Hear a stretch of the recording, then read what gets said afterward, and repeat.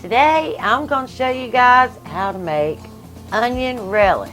I've been wanting to do this for so long, but I never have the ingredients at the same time.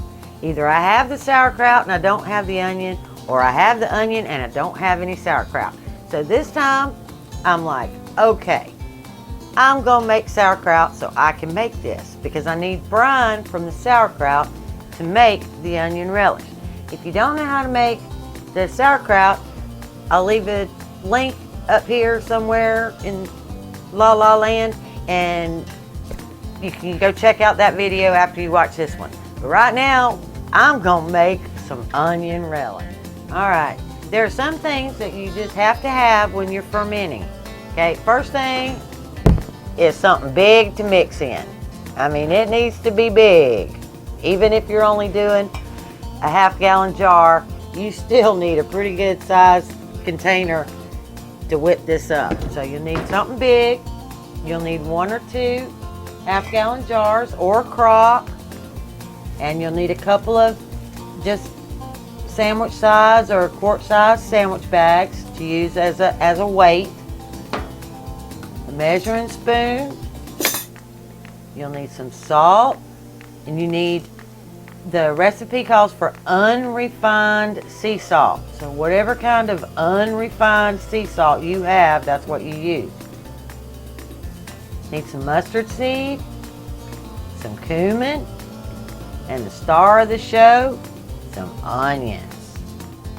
And our co-star is my homemade sauerkraut, so I can get the brine. All right, we're gonna get these onions ready. I'm gonna need 5 large. Well, let's see how far that gets us.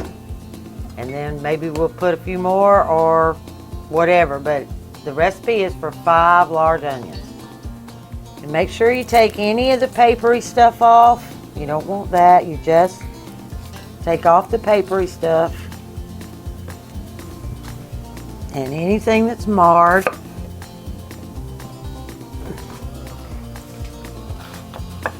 We're just going to slice them thin. Or if you have a mandolin, that's even better.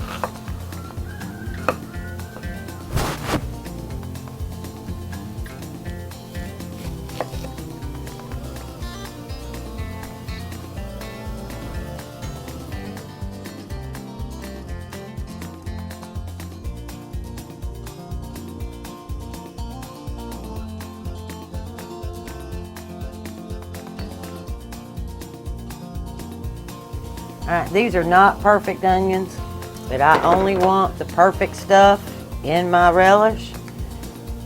So, you just have to be careful, and you know, life's not perfect, and everything you open doesn't work out just like you want it.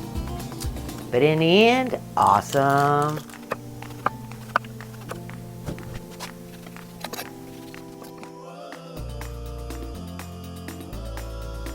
That's a lot of onion. Okay, now we're just going to massage that. Get that salt. Oh, it's not nearly as hard as making sauerkraut. Let's get this all.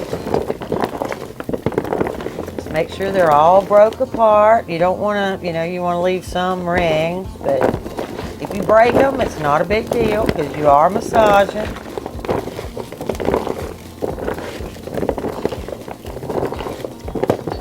And you'll start to feel it, you know, they'll start to feel slimy.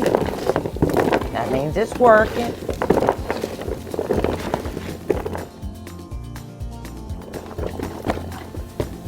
Don't want that in there. All right, this next part is totally a preference.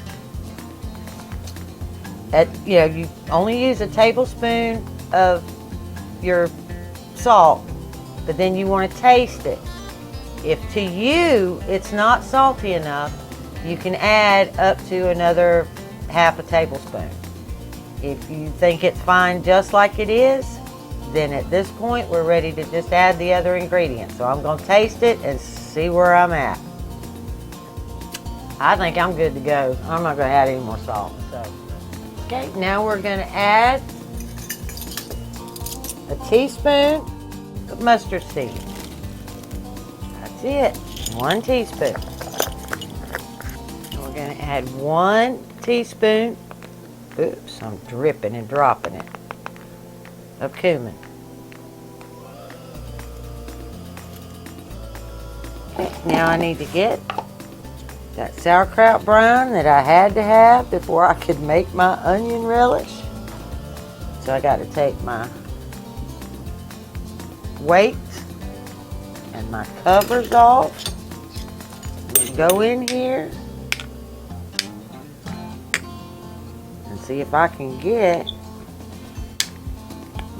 I don't know if I'm gonna get it or not.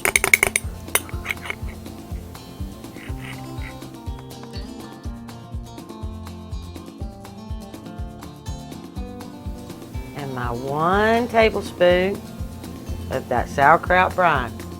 Okay, we got all that in there. Let's get back to work.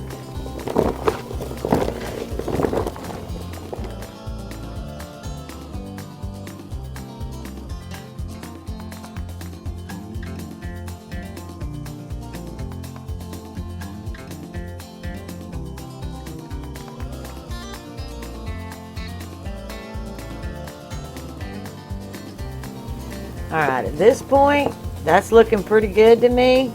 We're gonna get this jarred up.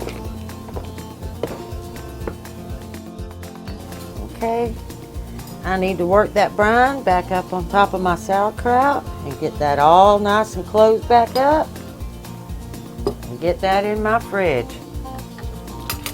Then we will do the onions.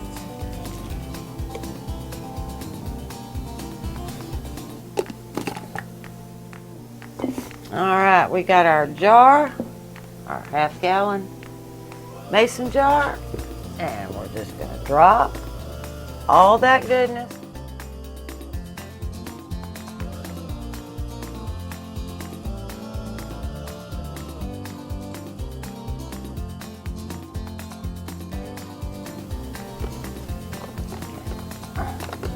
And let's make sure we get all that goodness and all those spices.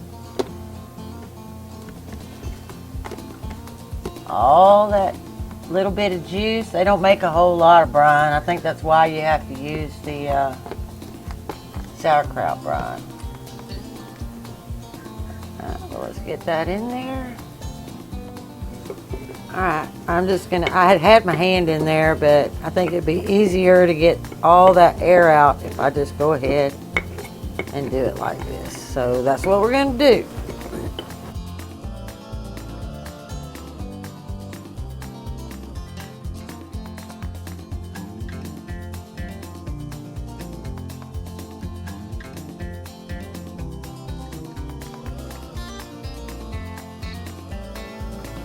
Okay, now we're going to get that weight in there, and we want to put it in there empty.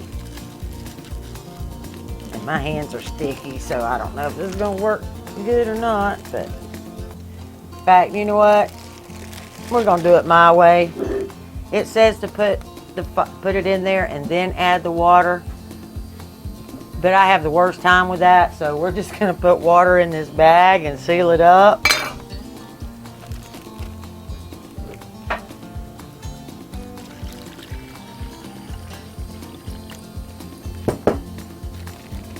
And I generally put, you know, like just a little better than a half a bag of water. And I'm going to seal it up, and I'm going to get all that water, all the air out. And I'm going to seal it up. And then I'm just going to work it down in there.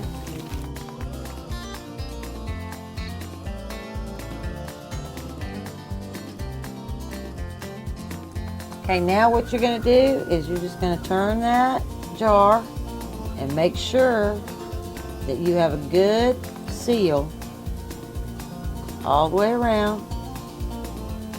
And you'll be able to tell because you'll see air bubbles.